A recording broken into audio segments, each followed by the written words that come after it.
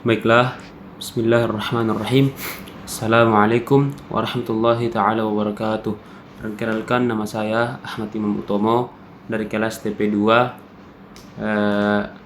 Tujuan saya membuat video ini ialah untuk mengerjakan UAS dari Bapak dosen, yaitu Pak Iqbal S. Hum M. Hum. Untuk mempersingkat waktu, saya akan menjawab pertanyaan pertama, yaitu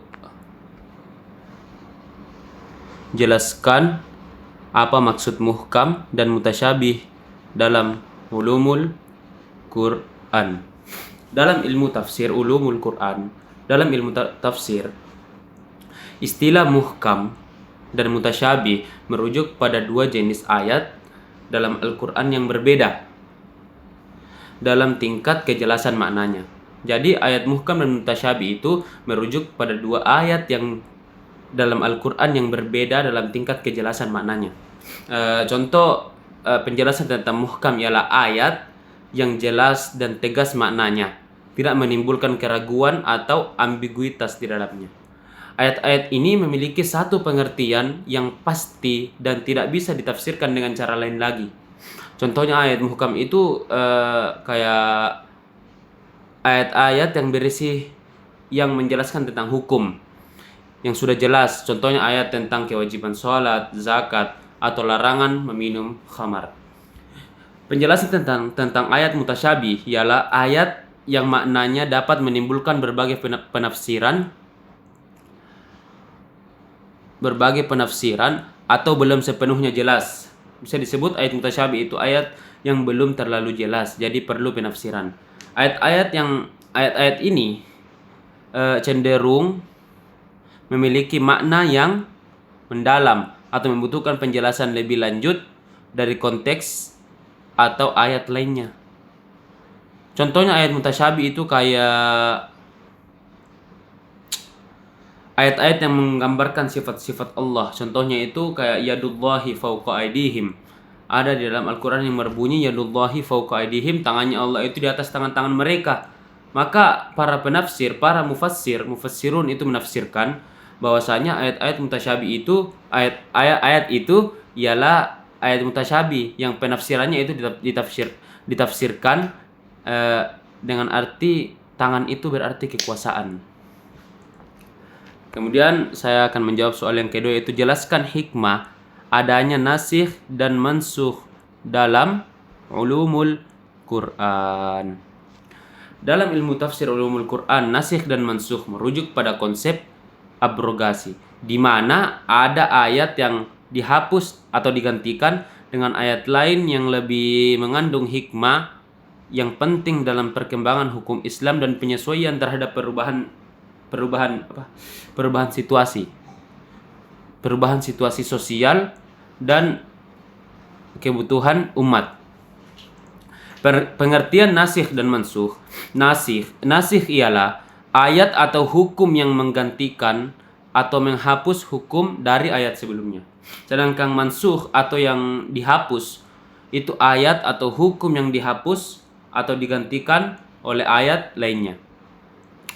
Hikmah adanya nasikh dan mansukh. Yang pertama ialah penyesuaian dengan kondisi umat. Salah satu hikmah utama adalah untuk menyesuaikan hukum-hukum dengan perkembangan situasi dan kondisi umat Islam pada waktu tertentu. Misalnya dalam beberapa ayat awal, hukum atau larangan yang lebih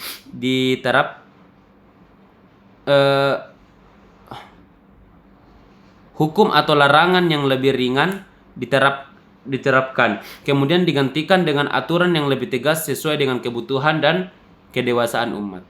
Yang kedua itu peningkatan tingkat ketaatan. Ada ayat-ayat yang awalnya memberikan kelonggaran, namun kemudian digantikan dengan ayat itu digantikan dengan ayat yang sedikit lebih menekan untuk melaksanakan perintah Allah. Contohnya seperti dalam hukum puasa atau zakat. Ada perkembangan yang memberi batasan lebih jelas. Dan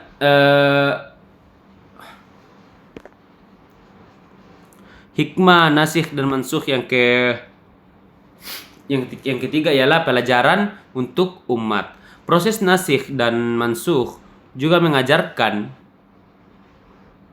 umat untuk lebih mendalami wahyu Allah dengan bijaksana dan tidak terburu-buru dalam menarik kesimpulan. Tidak terburu-buru dalam menarik kesimpulan tentang hukum atau ajaran Islam. Hal ini mendorong umat untuk mencari pemahaman yang lebih dalam. Hal ini, nasikh dan mansukh ini juga mendorong umat untuk lebih dalam dan komprehensif terhadap ajaran Islam. Dengan demikian, nasikh dan mansukh tidak hanya menunjukkan perubahan hukum, tetapi nasikh dan mansukh juga mengandung hikmah yang mendalam bagi umat Islam dalam memahami dan menerapkan ajaran agama secara tepat dan bijaksana. Kemudian saya akan menjawab pertanyaan yang ketiga, yaitu jelaskan satu alasan mengapa Allah Subhanahu wa taala bersumpah di dalam Al-Qur'an.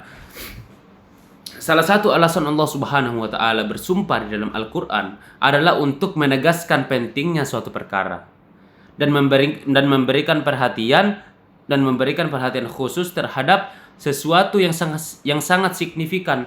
Allah bersumpah dengan sesuatu yang sangat agung, seperti waktu, alam, atau makhluknya, untuk menunjukkan keagungan dan kekuasaannya, serta untuk menambah kekuatan dan urgensi pada pesan yang ingin disampaikan. Misalnya, dalam surah Al-Asr, Allah Subhanahu wa taala bersumpah dengan waktu, wal asr, demi waktu asar, untuk menegaskan pentingnya waktu dan perlunya umat manusia untuk memanfaatkan waktu dengan sebaik-baiknya dalam menjalani kehidupan yang bermanfaat.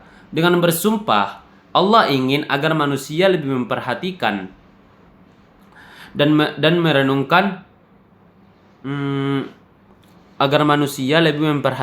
merenungkan makna dari ayat tersebut, serta untuk memberi penekanan terhadap kebenaran dan peringatannya yang sangat penting bagi kesejahteraan hidup umat manusia.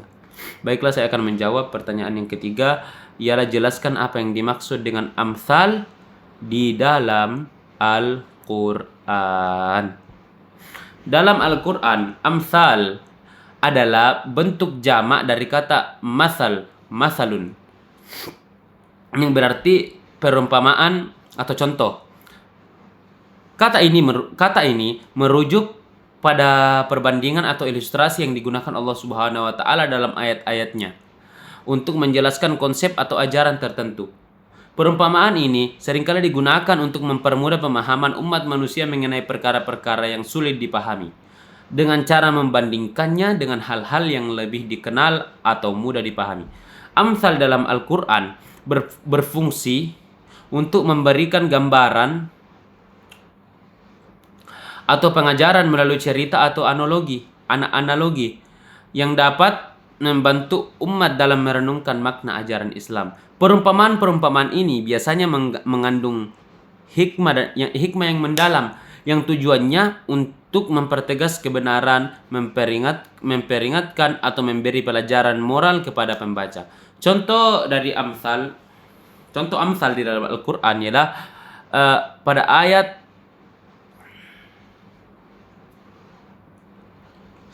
di dalam surah Al-Baqarah yang menggambarkan, intinya itu ada di dalam surah Al-Baqarah yang menggambarkan perumpamaan orang yang bersedekah sebagai sebutir biji yang menghasilkan 7 tangkai. Di dalam tangkai terdapat 100 biji. Ini adalah perumpamaan yang digunakan untuk menggambarkan besarnya pahala bagi orang yang bersedekah dengan ikhlas di jalan Allah Subhanahu wa taala. Baiklah, saya akan menjawab pertanyaan yang keempat, ialah jelaskan apa yang pertanyaan yang kelima, yang terakhir. Jelaskan apa tujuan dan maksud Allah Subhanahu wa taala memberitakan kisah-kisah umat terdahulu dalam Al-Qur'an. maksud dan tujuan Allah Subhanahu wa taala memberitakan atau mengkisahkan kisah-kisah umat terdahulu dalam Al-Qur'an adalah untuk memberikan penjelasan, peringatan dan hikmah kepada umat manusia. Kisah-kisah ini bukan hanya untuk sekedar menceritakan sejarah, tetapi memiliki banyak tujuan yang penting dalam pembinaan iman dan akhlak umat Islam. Berikut adalah beberapa tujuan yang akan saya sebutkan, tujuan Allah Subhanahu wa taala yang akan saya sebutkan, mengapa Allah Subhanahu wa taala memberikan kisah-kisah di dalam Al-Qur'an. Pelajaran yang pertama ialah sebagai pelajaran dan teladan. Kisah-kisah tersebut berfungsi sebagai teladan bagi umat Islam. Allah Subhanahu wa taala mengisahkan bagaimana umat terdahulu menerima wahyu, berjuang dan menghadapi cobaan, serta bagaimana mereka berhasil atau gagal dalam menggapai perintah Allah, dalam menanggapi perintah Allah.